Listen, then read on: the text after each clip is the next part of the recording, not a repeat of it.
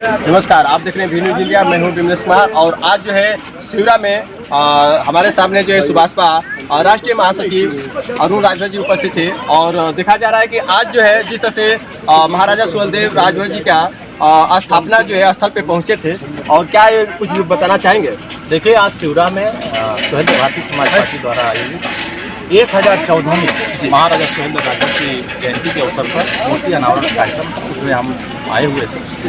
और जो समाज अपना इतिहास नहीं जानता, अपने बुजुर्गों की कदर नहीं करता है, वो कभी तरक्की नहीं कर सकता। इसलिए हम अपना इतिहास, जो इतिहासकारों ने मिटाने का काम किया है, हम अपना इतिहास खुद लिखने का काम कर रहे हैं। इसीलिए आज हम सब लोग यहाँ उपस्थित होकर अपने राजा के आदर्श, अपने राजा के सिद्धांत, उनकी विचारधारा और उनकी सोच को आज यहाँ की जनता और प्रदेश और देश की जनता के सामने उस विचार को आगे बढ़ाने के लिए, उनके दिमाग में, उनके विचार में, उनकी सोच को बदलने के लिए, उनकी सोच को आगे बढ़ाने के लिए हम लोगों ने आज अपनी बात की। महाराजा सुहेलदेव राजभर जी के महान विचारों को किस प्रकार स्मरण करना चाहिए जो हर लोगों तक पहुंचने का काम किया जाए? देखिए, इस देश की संस्कृति, इस देश की सभ्यता, इस देश के नायक जी, हम राष्ट्र के नायक को आज से 1000 साल पहले, 1014 वर्ष पहले महाराजा सुहेलदेव राजभर का जन्म हुआ और 1027 में 18 साल की उम्र में वो राजा बन गए और उनके इतिहास को सभी इतिहासकारों ने मिटाने का प्रयास किया, उसको छुपाने का काम किया।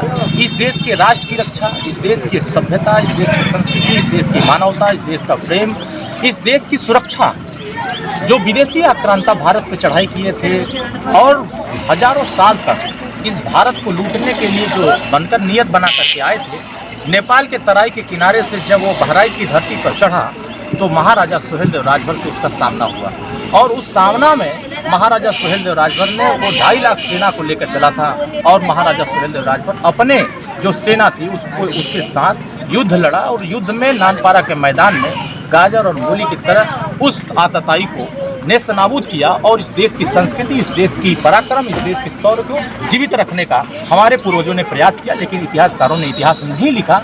उसी इतिहास को माननीय ओम प्रकाश राजभर जी अपने कलमों द्वारा, अपने संघर्षों द्वारा उसको लिखने का प्रयास कर रहे हैं। आने वाले समयों में आज देश के प्रधानमंत्री भी कह रहे हैं कि जब तक महाराजा सुहेलदेव राजभर के आदर्श पर यह देश नहीं चलेगा तब तक ये महाराजा सुहेलदेव का सपना साकार नहीं होगा। जब हमने संघर्ष किया, हमने उजागर किया, हमने पहचान बताई, हमने उनकी ताकत को इकट्ठा किया, आज देश का हर एक नेता महाराजा सुहेलदेव राजभर को स्मरण कर रहा है और उनके विचारों पर चलने का प्रयास कर रहा है। ये हमारे समाज की एक जीत है, हमारे समाज की एक जो संघर्ष था वो सफल रास्ते पर दिख रहा है। आने वाले समयों में जब तक ये भारत महाराजा सुहेलदेव राजभर के शासन का नहीं होगा तब तक हम लोग संघर्ष करते रहेंगे। आने वाले समयों में उत्तर प्रदेश में महाराजा सुहेलदेव राजभर के शासक बैठेंगे और वहाँ राजा थे तो हम राजा बनने के लिए हम समाज को इकट्ठा करके उत्तर प्रदेश का राजा अपने समाज को बनाने का प्रयास करेंगे। अभी हाल में हम लोग ने बिहार में पहुंचा था, जहां तक जो है प्रदेश अध्यक्ष